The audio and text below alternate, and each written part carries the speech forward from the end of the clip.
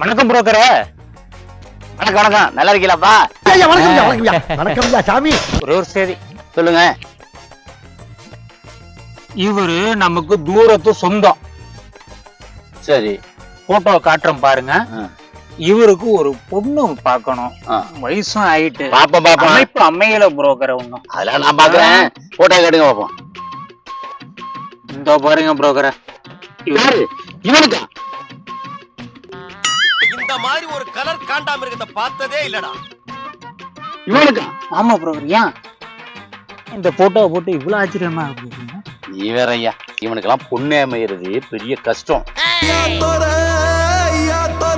இது சுயநல பூமி ஐயா தோர. அப்படி இருந்து அமைஞ்சிச்சு. இவன் எனக்கு ஒரு பொண்ணு பாருங்கன்னா சரி சரி, ஒரு பொண்ணு பார்த்தாச்சு. அப்ப ஏற்கனவே பாத்துட்டீங்களா? ஆமா, இவனுக்கு அந்த பொண்ணை புடிச்சு போச்சு, அந்த பொண்ணுக்கும் இவனை புடிச்சு போச்சு. சரி, நீங்க ரொம்ப அதிர்ஷ்டசாலி.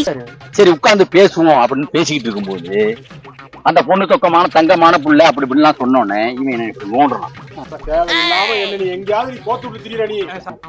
என்னன்னு என்ன, எனக்கு ஒரு இட மிஷின் வேணும். ஏன் இப்ப எதுக்கே இட மிஷின், இதை பேசி முடிப்போம். அதுக்கப்புறம் இல்லைண்ணே எனக்கு அவசியம் ஒரு இட மிஷின் வேணும். ஏன்யா அப்படின்னா எல்லாருமே கேட்டாங்க, என்ன என்னமோ சொல்றான், நீ என்ன புரோக்கரை காதல் வாங்காம இருக்கீங்கன்னு. சரி சொல்லுன்னு சொன்னதுக்கு மேல அவன் சொன்னான். என்னன்னு கேட்டா இட மிஷின். ஏயா இட மிஷின் கேட்ட, எல்லாரும் அந்த பொண்ணு சொக்க தங்கங்கிறாங்க, அதனால அந்த பொண்ணை எடை போட்டு பார்த்துருவோன்றான். நான் பெரிய மனுஷன் அடிக்கூடாது, நீ அடிச்சிருப்பான்.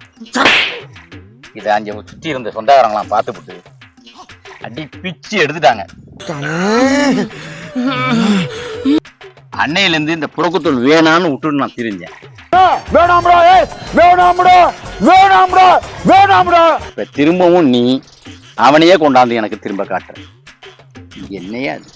அவங்க வீட்டுல கொடுத்து தானே இந்த போட்டோ கொடுத்து பார்க்க சொன்னாங்க.